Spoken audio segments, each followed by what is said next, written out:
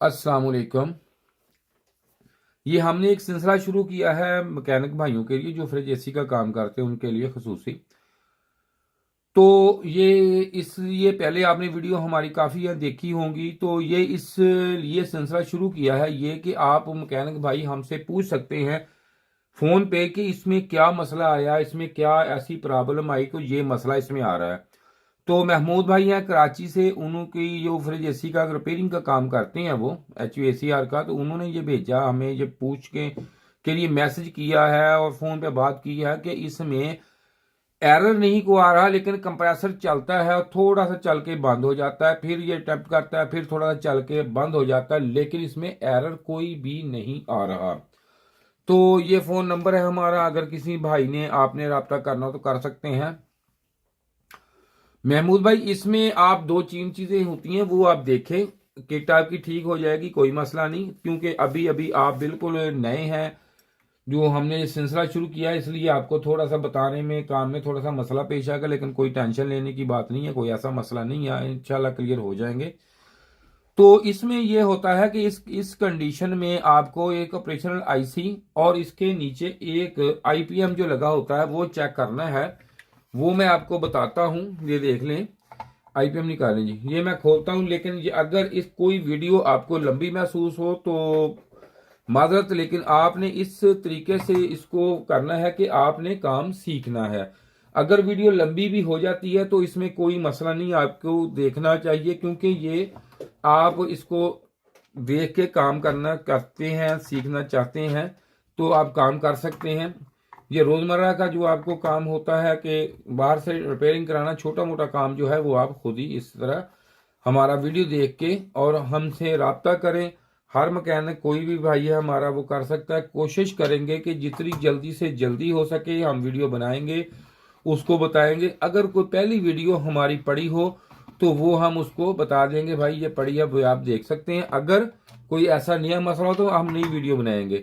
लेकिन अगर वीडियो में लेट हो जाए तो माजरत, क्योंकि एडवांस, क्योंकि ये देखें काम के साथ साथ काम काफ़ी रश होता है काम का मेरे पास, तो इसलिए मैं थोड़ी सी कोशिश ज़रूर करूँगा। किसी का भी कमेंट से किसी का अगर कोई फ़ोन करता है तो आपका कहा हुआ ज़ाया नहीं होगा, लेकिन वीडियो ज़रूर बनेगी, आपको ज़रूर बताया जाएगा। लेकिन अगर कुछ टाइम की देरी हो जाए तो हमें माजरत।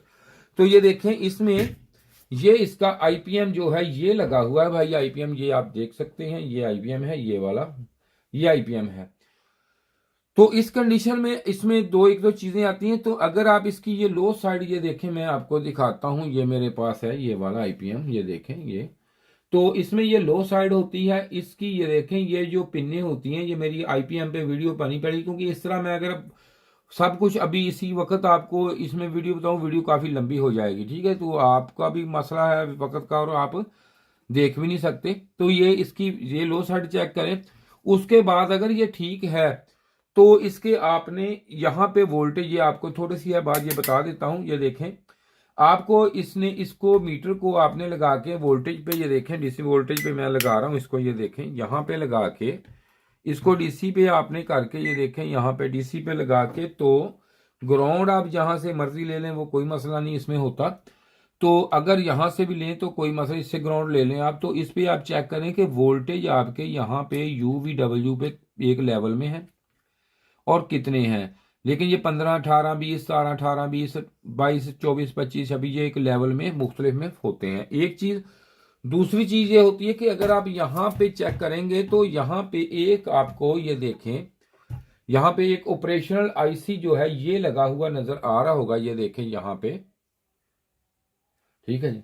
आप इसको जब चेक करेंगे भाई, इसको ये देख नजर आ रहा है जी, ये आप चेक करेंगे इसके पास एप्लीकेशन कोड होगी, रेजिस्टेंस की एप्लीकेशन निकालें, ये यहाँ पे ये देख सकते हैं, यहाँ पे रेजिस्टेंस से लगी हुई हैं।